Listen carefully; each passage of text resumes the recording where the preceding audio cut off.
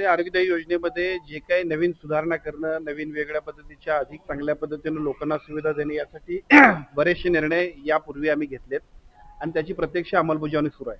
जसं की आपण बघितलं राज्यभरामध्ये ज्याचं स्वागत झालं ते 1,00,000 त्या अपघातानंतर तात्काळ उपाययोजना करण्यासाठी जी काही आर्थिक मदत आहे त्याच्याबद्दलचा सुद्धा GR आता निर्गमित होईल आणि त्याचबरोबर 5,00,000पर्यंतची काय पॅकेज आहे पॅकेजमध्ये सुधारणा करणं आणि 5,00,000पर्यंत आजारांची सुद्धा बऱ्याचशा हॉस्पिटलची तक्रार होती की त्याच्यामध्ये पॅकेजमध्ये आर्थिक वाढ झाली पाहिजे म्हणून आणि त्याबद्दल सुद्धा आयुक्तांना सूचना दिल्या. त्यांच्या अध्यक्षतेखाली 1 महिन्यामध्ये त्यांच्या बैठकीमध्ये सगळ्या स्टेक होल्डर्सना घेऊन विशेषतः सगळे एक्सपर्ट्स जे असतील त्यांना बरोबर घेऊन अतिशय चांगल्या पद्धतीने ते आम्हाला प्रस्ताव देतील आणि त्याला सुद्धा आपण मान्यता देतोय.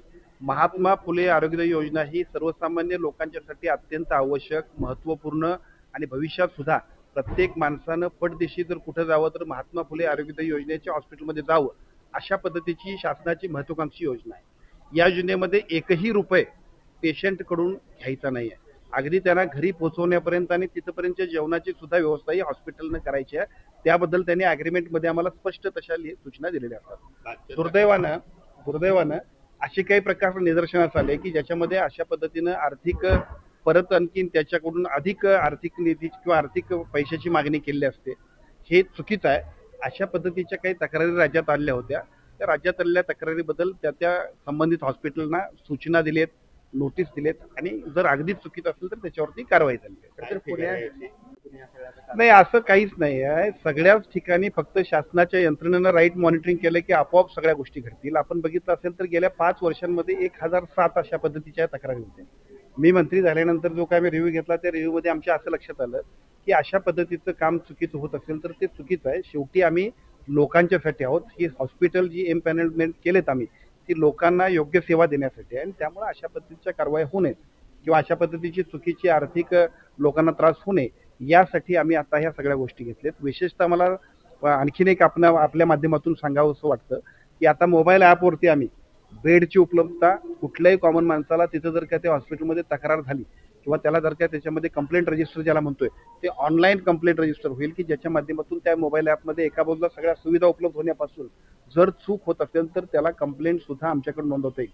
यापूर्वी असं व्हायचं की ती कंप्लेंट तिथल्या स्थानिक कोऑर्डिनेटरकडे जायची, कोऑर्डिनेटरनं ती TPAकडे द्यायची आणि TPAनं मग शासनाच्या स्तरावरती आमच्याकडे रिव्ह्यूला आली तर ठीक, असं होणार नाही.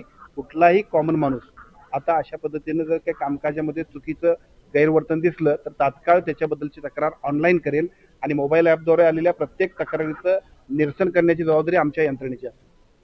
नाही आता हा बैठकीमध्ये निर्णय झाला त्याच्यामध्ये एकूण सगळे जे काही ग्रीव्हियन्स होते त्या ग्रीव्हियन्स मधला एकूण वास्तविकता त्या हॉस्पिटलना आपण वेळ दिला, त्यांचंही म्हणणं ऐकून घेतलं आणि त्याच्यानंतर मला प्रत्यक्ष संपूर्ण आकडा नाही माहिती परंतु जे चुकीचे असतील अशा लोकांवरती योग्य ती कारवाई कायदेशीर कारवाई शासनाच्या वतीने केली. तर पुण्याच्या सगळ्याच्या नाही पक्षाच्या वतीनं त्यांनी घेतलेला हा कार्यक्रम आहे. खरं तर उद्देश चांगला आहे. त्या पद्धतीच्या त्या उद्देशानं सगळ्यांनाच मोटिवेशन मिळावं ही त्यांची अपेक्षा आहे. त्यामुळे त्याच्याबद्दल सगळ्यांनी उपस्थित राहण्याबद्दल मला वाटतं निमंत्रणं सुद्धा त्यांनी दिली असतील. पण प्रत्यक्षामध्ये आता शेवटी राजकीय दृष्ट्या ह्या कार्यक्रमाला जाणं न जाणं हा त्या प्रमुखांचा सुद्धा निर्णय मला माहित नाही परंतु एक चांगला विषय त्यांनी घेतलेला होता. अशा विषयी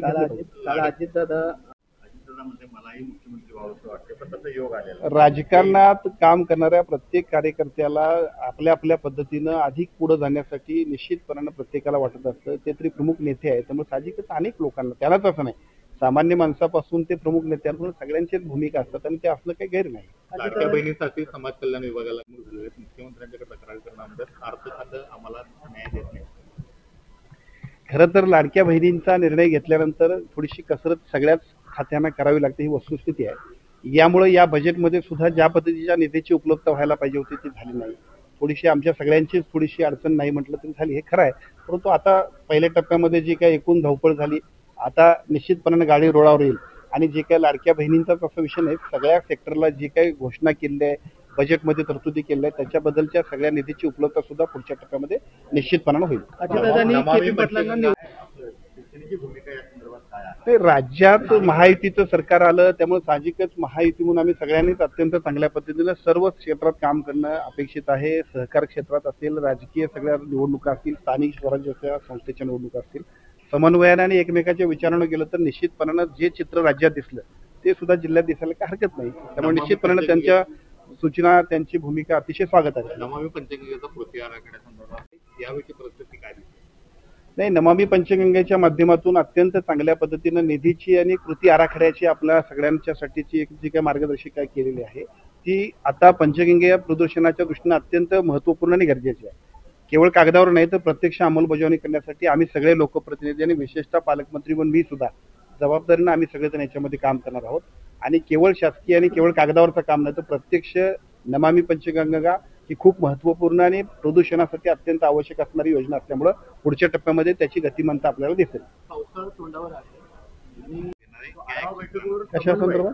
महापुराच्या संदर्भात, कारण यावर्षी पावसाचं प्रमाण जास्त असतं हवामान खात्याने. नाही, पावसाचं प्रमाण यावर्षी ज्यादा आहे. हवामान खात्याचा अंदाज दिसतोय त्याप्रमाणे दरवर्षीपेक्षा जास्त पाऊस पडणार आहे. त्याबद्दलच्या उपाययोजना करण्यासाठी अधिकाऱ्यांच्या स्तरावरच्या बैठका होतील पुढच्या टप्प्यामध्ये. पुढच्या 8-10 दिवसांमध्ये आमच्या एका बाजूला कृषी विभागाच्या खरीप पिकाच्या आणि त्याचबरोबर महापुराच्या संदर्भातल्या नियोजनाच्या सुद्धा बैठका होतील आणि ज्या ज्या उपाययोजना करायला पाहिजे त्या निश्चितपणाने केल्या जातील. कर्नाटक सरकारवर समन्वय मागच्या वेळेला राखलेला होता.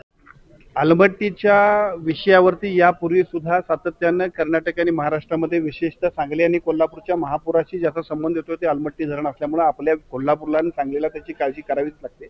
यापूर्वी सुद्धा केंद्र शासनानं ज्यावेळेला उत्तर दिलं होतं पार्लमेंटमध्ये, ज्यावेळेला खासदारांनी मांडलेल्या एका प्रश्नामध्ये त्यांनी सांगितलं की याच्याबद्दल कुठलेच कोर्टामध्ये काही पेंडिंग नाही. पण त्याच्यानंतर मात्र आपण राज्य शासनाच्या वतीनं निदर्शनास आणून दिलेलं आहे आणि राज्य शासनाच्या वतीनं त्याच्याबद्दल तीव्र विरोध जो महाराष्ट्र शासनाचा आहे हे याच्याबद्दल सुद्धा जसं त्यांच्या बाजूनं फौज उभी केली जाईल आमची सुद्धा जबाबदारी आहे की अशा पद्धतीनं आमच्या जिल्ह्यातल्या आमच्या 2 जिल्ह्यांमध्ये महाराष्ट्रातल्या या पुराचा आलमट्टीचा जो काही परिणाम होतोय त्याच्याबद्दल कायदेशीर कारवाई करण्यासाठी जे जे काही करावं लागेल ते आम्ही करणार आहोत. यावेळी पावसाचं प्रमाण जास्त आहे. दोन्ही पातळीवरती चर्चा सुरू आहे. जलसंपदा मंत्री सुद्धा त्यांच्या पातळीवरती मागच्या एका घटनेनंतर एका बाजूला लिगल जी काही कायदेशीर पद्धतीची आपली कारवाई किंवा त्याच्याबद्दल जे काही आक्षेप घ्यायला पाहिजे ते घेणं वेगळं, परंतु महापूर येऊ नये यासाठी जी काही उपाययोजना आणि समन्वय करायला पाहिजे.